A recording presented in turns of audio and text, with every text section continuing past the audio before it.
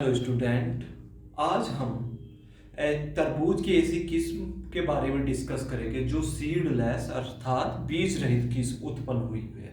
अब तक आपने देखा होगा तरबूज में असंख्य बीज अर्थात मैक्सिमम बीज पाए जाते हैं, लेकिन तरबूज की ऐसी किस्म का भी विकास हुआ है जिसमें बीज नहीं पाए जाते। अब आप कहोगे कि वह किस्म कौन सी है, तो आइए देखते हैं। वह किस्म पूसा बेदाना है जो बीज रहित उत्पन्न हुई है। अब इसका विकास कैसे हुआ अर्थात इसका निर्माण कैसे हुआ, ये देखते हैं। जब तरबूज की किस्म यह तैयार की गई तो उसमें फीमेल और मेल दो पार्ट लिए गए। जो उसकी फीमेल किस्म थी उसका नाम था टेट्रा 2 और जो मेल किस्म थी उसका नाम था पूसा रसाल। तो उसकी जो फीमेल किस्म थी वह 4x वाली किस्म थी अर्थात टेट्रा 2 थी। 4x का मतलब है उसमें 4 जीनोम थे, 1 2 3 4। जो नर भाग अर्थात मेल वैरायटी किस्म थी वह द्विगुणित थी, उसके 2 जीनोम थे, 1 2।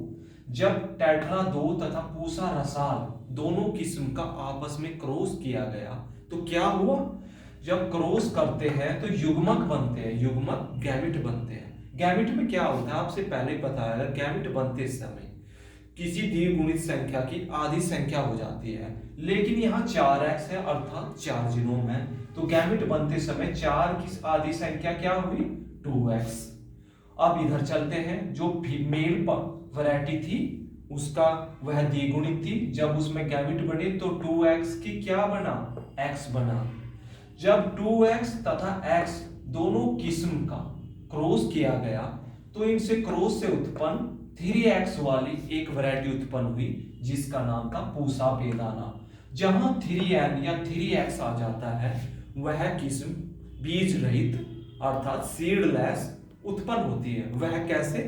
आपने देखा होगा 2 जीनोम है, 2 जीनोम का तो जोड़ा बन गया, लेकिन एक जीनोम का जोड़ा नहीं मिल पाया। इसका जोड़ा ना मिलने के कारण यह किस्म बीज रहित अर्थात सीडलेस हुई।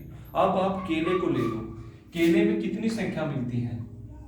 33 अर्थात 33 होने के कारण यह सीडलेस अर्थात बीज रहित उत्पन्न हुई। अगर केले में 34 या 36 किस्म 36 क्रोमोसोम पाए जाते तो वह सीड से उत्पन्न होती, लेकिन यहां 33 है जिसके कारण यह सीडलेस उत्पन्न हुई। आप मनुष्य को ले लो, मनुष्य का जो किन्नर होता है और वह स्टेरिलिटी होता है। वो स्टेरिलिटी कैसे होता है? मनुष्य में 46 गुणसूत्र पाते हैं, लेकिन 47 गुणसूत्र होने पर, विषम संख्या होने पर वह किन्नर उत्पन्न हो जाता है, अर्थात वह विषम संख्या होने पर किन्नर उत्पन्न हो जाता है।